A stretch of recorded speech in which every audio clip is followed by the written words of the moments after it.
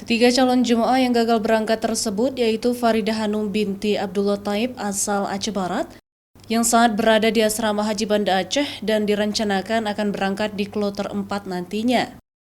Sedangkan dua orang lainnya yaitu Suminah Wonso di Kromo dan Supriyadi Paimin, ibu dan anak asal Nagan Raya yang sakit sebelum memasuki asrama haji.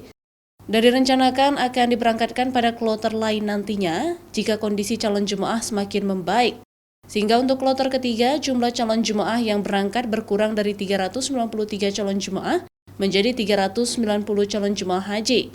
Para jemaah dalam kondisi sehat, hanya saja kelelahan dikarenakan faktor usia. Kloter 3 semalam itu ada penundaan. Yang pertama ada 2 jemaah yang mau berangkat dari daerah ke asrama haji tiba-tiba sakit. Jadi sehingga karena orang tuanya yang sakit, yang mendampingi juga menunda.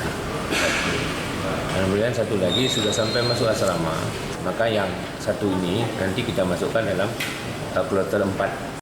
Kloter 3 terdiri dari 152 jemaah laki-laki dan 238 jemaah perempuan, yaitu dari Kabupaten Aceh Jaya sebanyak 40 calon jemaah, Aceh Utara 53 calon jemaah, Nagan Raya 101